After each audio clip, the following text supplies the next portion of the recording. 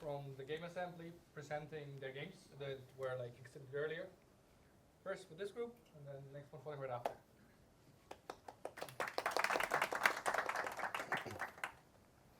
All right, so we are the Node Breakers, and this is our game, Revolt Gear by Gear. Solve puzzles, dodge patrols, and defy the systems. And we are John, Mattias, and Edvin. So we're first just gonna play the trailer for you guys.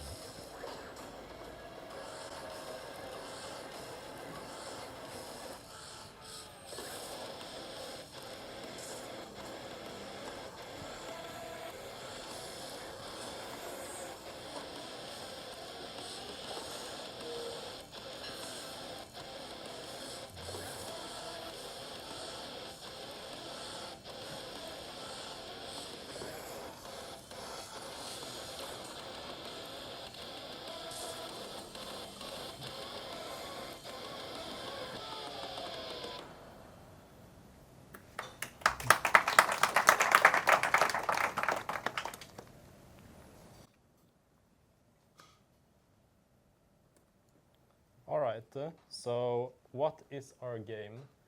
So to start with, how it works at the Game Assembly is that you get, for each game project, you get a theme assigned to us. So for this project, it was turn-based puzzle adventure.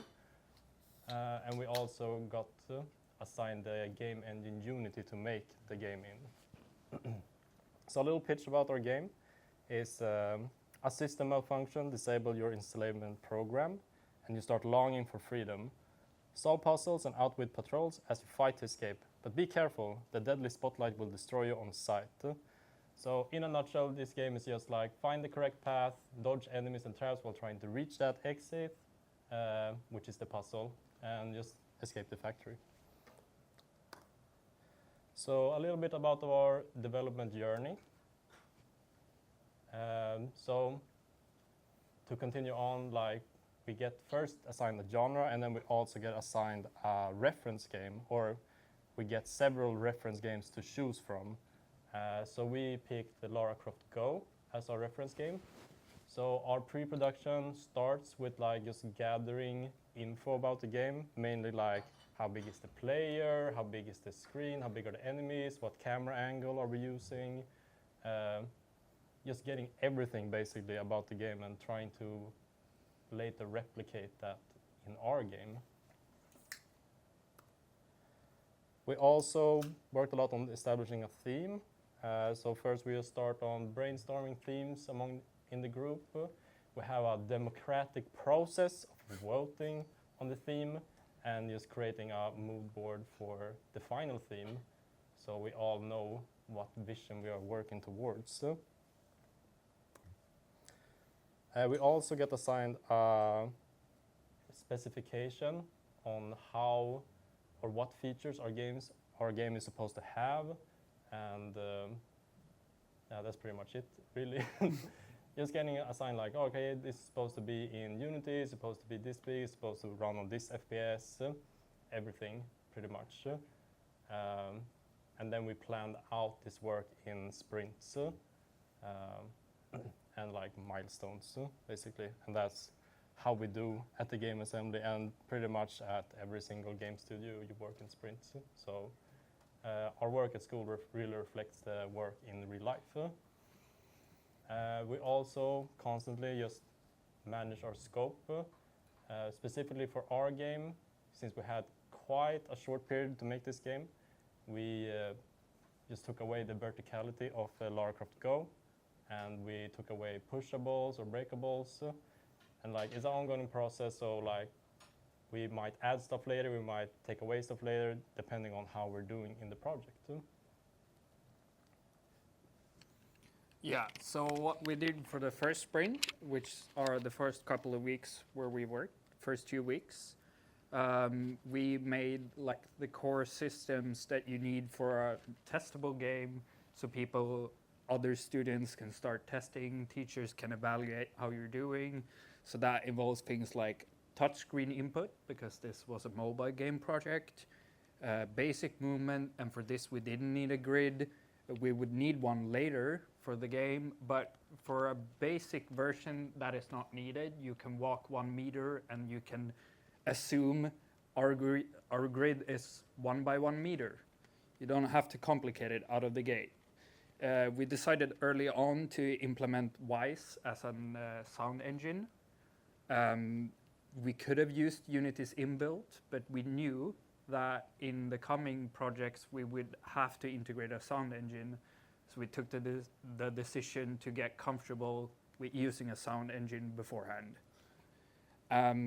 We created the functionality for buttons because we knew a lot of our gameplay would revolve around activating things, the basic enemy where you could kill them and they would disappear, or they would kill you, and the spotlight that was essential to our game. This was what the programmers were doing, but the graphic students, they were doing assets lists and style guides and mock-ups. Worth noting that all 3 of us are programmers, so we don't have 100% knowledge of what the other disciplines were doing at this time.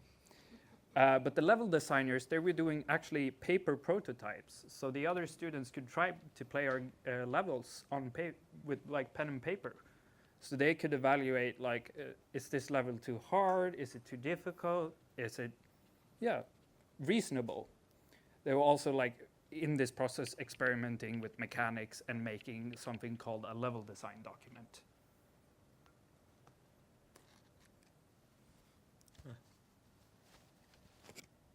So at this point in our development, we added multiple enemy types. We had the first spotlight, which is more of a trap thing, but we also had a crusher at this point that is sadly not on screen. That when you walked into it, it would activate, and then if you walked in again, it would kill you. As well as the first enemy being finished completely, and the second enemy, which will follow you, also being somewhat completed. We had scene management in the game, so there's a door right at the back of the picture on the screen. So that will actually take you to the next level. And our boy John over here got his level creator tool finished, which would make it a lot easier to actually create the levels for our level designers. And they made about 11 levels in the end. Went really fast and really nice. I loved it. I talked about traps. Menus were also implemented, like a start menu and pause that could affect the sound and everything options-wise that you would be able to or think of. As well as sound design was also starting to be implemented a bit, like the actual sounds that we would and sound effects that we would use at the end. The graphic designers at this time would be working on the UI for the menus and for the HUD display, so the player, as well as modeling assets, completing golden assets for enemies, and so on and so on. VFX shaders were starting to get implemented, which were the sparks and stuff that you might have saw in the trailer, as well as rigging and animation for everything. And because of the level creator tool, the level designers could make levels a lot faster and easier, but they tested everything multiple times, changed a lot of it through the course of the development and the sprint, and they went to basically everyone that they could for feedback on their levels back and forth. This sprint was about 2 weeks, so it was a real improvement from the first sprint. That was just like a gray blob moving on the screen. Yeah. You might also have noticed that it says sound design under programming. It's because we don't have any, or for this project we didn't have any sound designers, so we have to fill in the gaps with our other disciplines. So in this case, Mattias worked a lot on the sound design, and he is a programmer. So yeah, we had to just figure it out, basically. Get creative. Do that ourselves.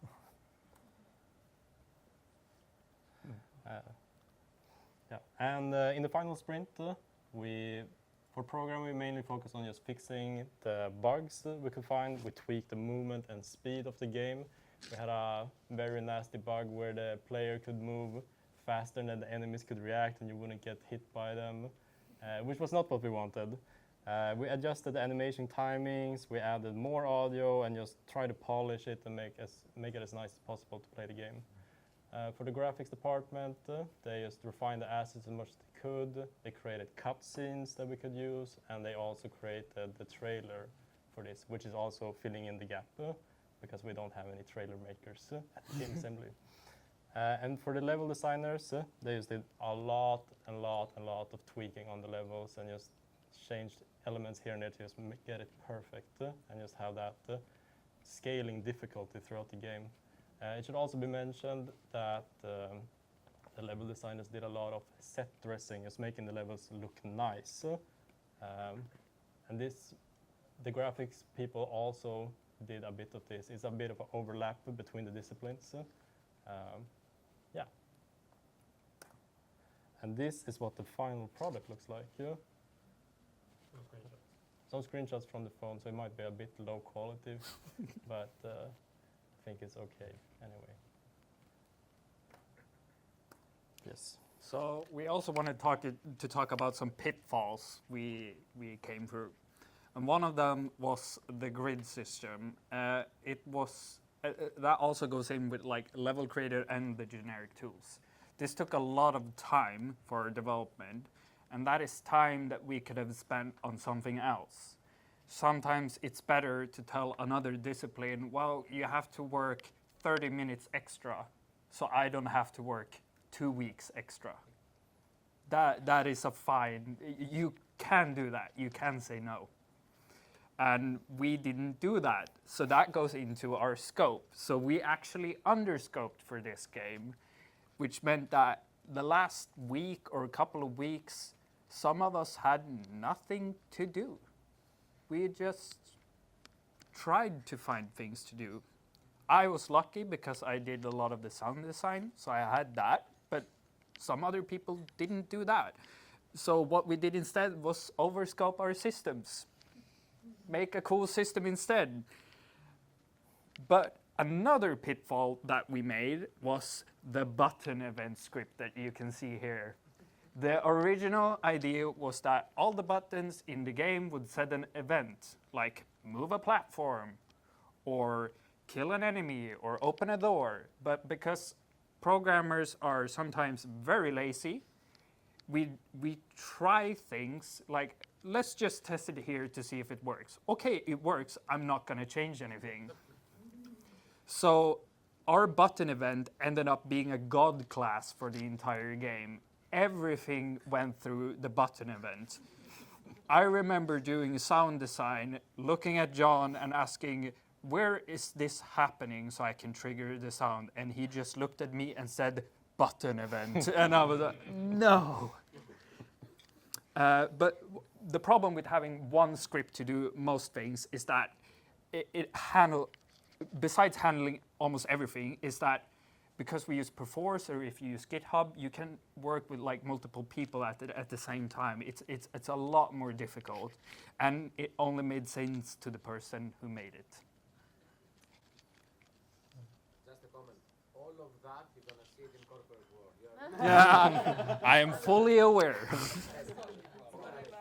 We had 5 weeks to make it. Yeah. The entire game was fine, or the entire The entire project was 5 weeks. So even yes, it is a God class and it's something we shouldn't do. I felt almost like, oh, I'm a bit stressed. Let me just put this here and not change it, and change it later, and then later never came. And that's how it happened. If it, I don't remember any buttons at the game. we changed it to. There's levers that you press, or that you switch the lever. So it doesn't really make sense that it's a button anymore. It was initially named button class, but they never can say it. I think even some of the enemy movement is Yeah. handled by the button Yes, event. It's a catastrophe. Yeah. Yes. You were underscope, but before you do this, do you have communication flow, communication channels? You must establish these things, because then you know what to do. And then let's agile, you need to update every week. And you say then, like you said, I'm waiting for you, you was not implemented.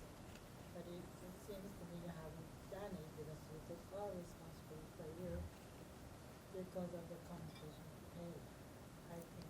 But you can explain, I don't know. Right. So, because this was our second game project ever, some people, we changed groups between projects. So some people might come in with other experiences from the first project, and they might be battle scarred, so to say.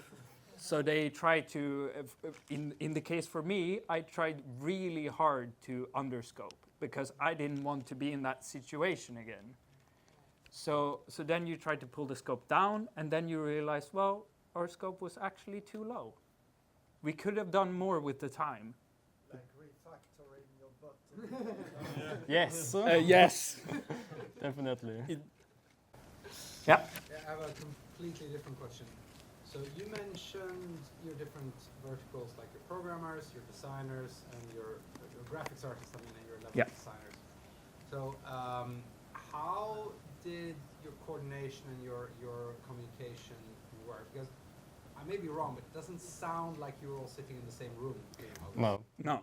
We have our own classrooms that we all sit in, and then we have a daily stand-up where we just discuss like, you guys know how stand-ups work. We what happened yesterday, did we do, what we're planning to do today, is there something hindering me from doing the thing that I want to do? And then we also just have communication over Discord like all day. If something is very critical, just saying like, hey, how are we going to do about this? How are we thinking about this? And then also having meetings for the sprint, planning out the sprint together, checking off like, all right, how are we doing? Are we forgetting about this? Are we looking at what we're supposed to be doing right now? Stuff like that. So there was communication the whole time. Yeah, I don't know if there's much more to say. In one of your first slides where you showed the number of contributors were like 20 people, so you have daily stand-ups with like 20 people in it? We're more like 12, 13 people. Yeah. It's pretty big for the stand-up, not gonna lie. Yeah. Okay. Yeah. Yeah, just curious how you, because it looked like a pretty big team to me, so I was curious how you actually organize the work on a day-to-day basis. It is maybe a bit big, but it's also too small to have any real task force, I feel like sometimes. So What's the big lesson of you, for me, for everyone? Not something extreme. Don't overcomplicate things when you don't need to. That's the big thing to remember from this project. Yes. Yeah, so my question is like you mentioned about like underscoping and then overscoping system and so on. So what do you think you could do next time to avoid it being like in this situation that you don't have things to do, because the optimal maybe should be like, okay, we have a plan for the next steps maybe, so that people are aware. Maybe we could do this and that. So what do you take from that, and that you think we could do differently next time in your next project, and don't get that situation again? The biggest thing is just like doing the bare minimum to get something working, I think.